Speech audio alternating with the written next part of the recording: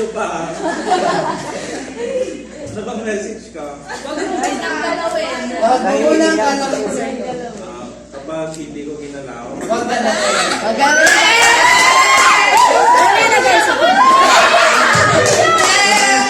Naka-vacation mode na ako.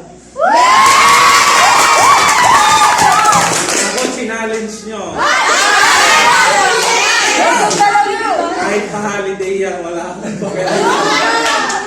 Walang gagalaw. Pag di ko ginalaw, ano pa ba? Ang umaga kasi, tinanggal ko yung utak ko. Ang iniwan ko na lang is vacation, rest. Yun lang iniwan ko sa utak ko. Deserve mo yun, deserve. Pero may Ito tayo, hindi deserve. Ako sa inyo. Masaya kayo, masaya din ako.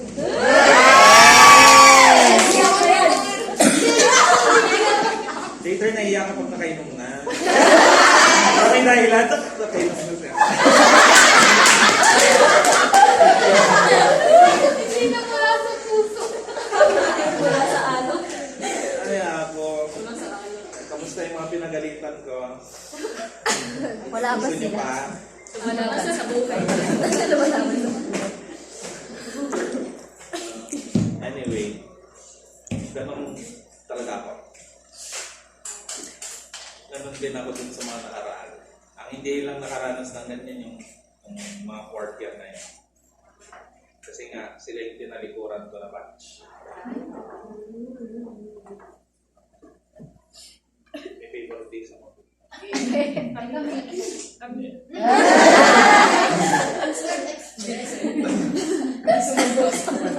Nasaktan na expect. Pero at least kasi, ang what ko lang naman sa side ko, as you can do it, ako magiging wall, apakan. Scientific na fix.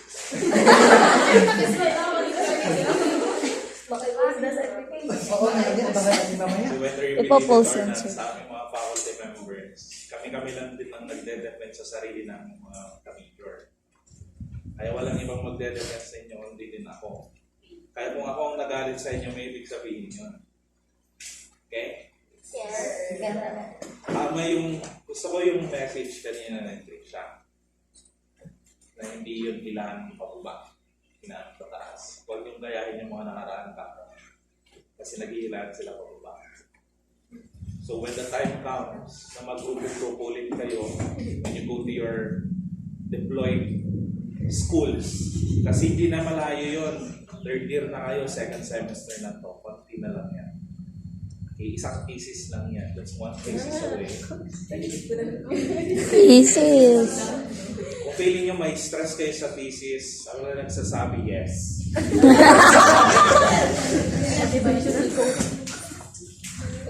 Kasi, sabi nga nila, Sir Pepe, mas maganda nang manggaling sa amin yung paninita kaysa naman sa iba. Kasi at least tayo, magkakakilala na tayo for over 3 years.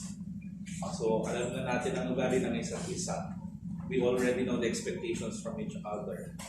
Kaya medyo mabigat siguro sa feeling ninyo kapag nadi-disappoint ako.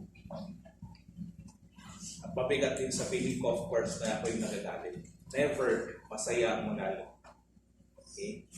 Pero kailangan ko din kasing sabihin yung side ko. Kasi kung ang bulkan nga, nag-alboroto, kailangan pumutok, tarot lang din yung tao. Okay? So whatever it is na masabi ko sa inyo, namura ko man kayo o nasabihan kayo na hindi maganda, take it as what it is, galit lang po yun. Walang sama ng loob. Okay? Kaya masanay na din kayo sa bunga kung malakas. That's not the end of it.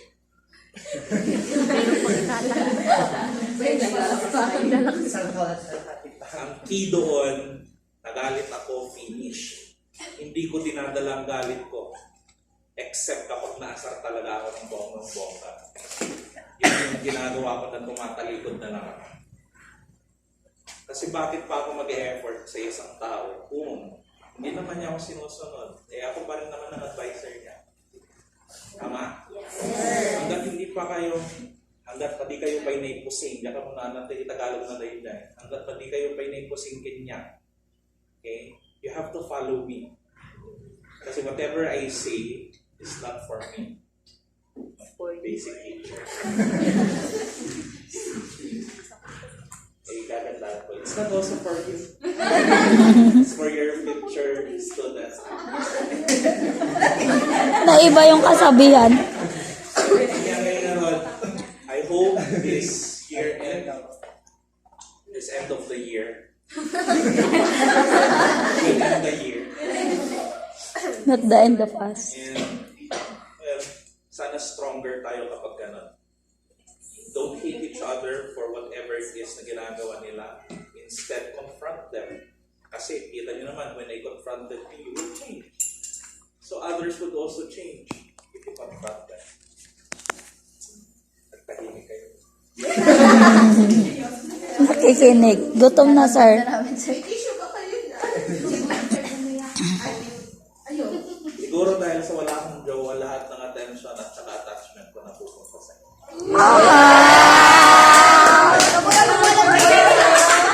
Landi na, sir.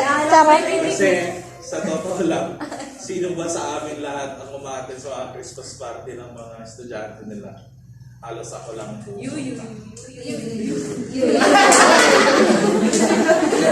Pero mamalagi ko yun na close ako sa mga ka-major ko kasi for me, you'll grow even better if kasama ninyo yung pwede nyong gayahin. Pero huwag yung gayahin yung huwag yung gayahin yung mga masasama kong ugali.